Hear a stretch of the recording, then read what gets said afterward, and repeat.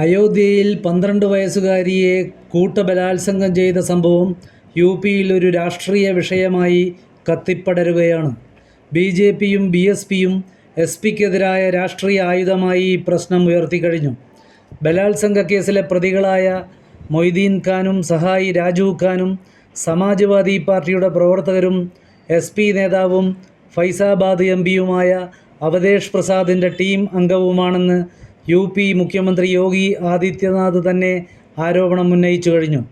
സംസ്ഥാനത്ത് 10 നിയമസഭാ മണ്ഡലങ്ങളിൽ ഉപതെരഞ്ഞെടുപ്പ് നടക്കാനിരിക്കെ സംഭവം വലിയ രാഷ്ട്രീയ പ്രചരണ വിഷയമായി മാറുകയാണ്.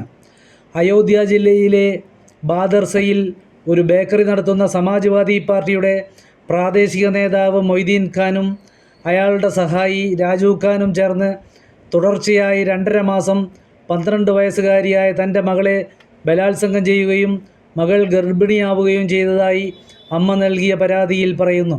2.5 മാസം മുമ്പ് എൻ്റെ മകൾ വയലിൽ കളിക്കാൻ പോയപ്പോൾ മൊയ്തീൻ ഖാൻ്റെ സഹായി രാജീവ് ഖാൻ മകളെ സമീപിച്ച് ബേക്കറി ഉടമ മൊയ്തീൻ ഖാൻ നിനക്കൊരു ജോലി നൽകാൻ വേണ്ടി നിന്നെ അന്വേഷിക്കുന്നതായി പറഞ്ഞു.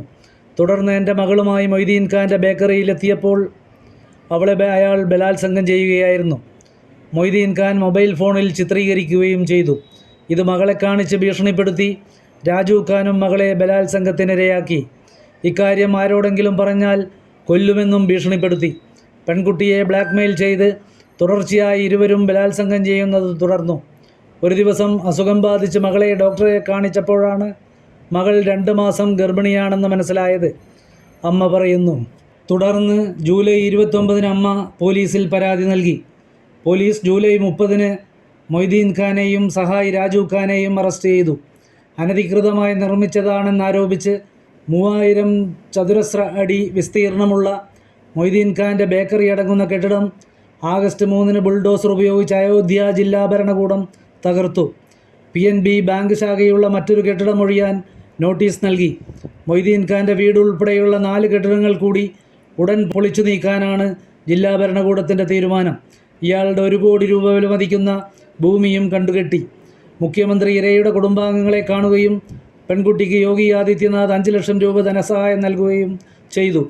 അയോധ്യയിലെ പുരകലന്തർ പോലീസ് സ്റ്റേഷൻ പരിധിയിലാണ് ബലാത്സംഗം നടന്ന മൊയ്തീൻ ഖാൻ്റെ ബേക്കറി. പോലീസ് നടപടി വൈകിയതിന് Puraqalandar police station incharge Rattan Sharma, Bhadarsa police outpost incharge Akhilesh Gupta എന്നിവരെ സസ്പെൻഡ് ചെയ്തു. സത്യം കണ്ടെത്താൻ DNA ടെസ്റ്റ് നടത്തണമെന്ന SP നേതാവ് അഖിലേഷ് യാദവിൻ്റെ പ്രസ്താവനയെ രൂക്ഷമായി വിമർശിച്ച BJP ഇതും പ്രചരണ വിഷയമാക്കുകയാണ്. ഇതിനിടെ പ്രശ്നം ഒത്തുതീർപ്പാക്കാൻ SP നേതാക്കൾ പണം വാഗ്ദാനം ചെയ്തതായി ഇരയുടെ അമ്മ ആരോപിച്ചു. SP ബാദർസ നഗർ പഞ്ചായത്ത് ചെയർമാൻ മുഹമ്മദ് റാഷിദാണ് പണവുമായി എത്തിയതെന്നവർ പറഞ്ഞു. ഇരയെ മെച്ചപ്പെട്ട ചികിത്സയ്ക്കായി അയോധ്യയിലെ വിമൻസ് ഹോസ്പിറ്റലിൽ നിന്നും ലക്നൌവിലെ കിങ് ജോർജ് മെഡിക്കൽ കോളേജ് ആശുപത്രിയിലേക്ക് മാറ്റി.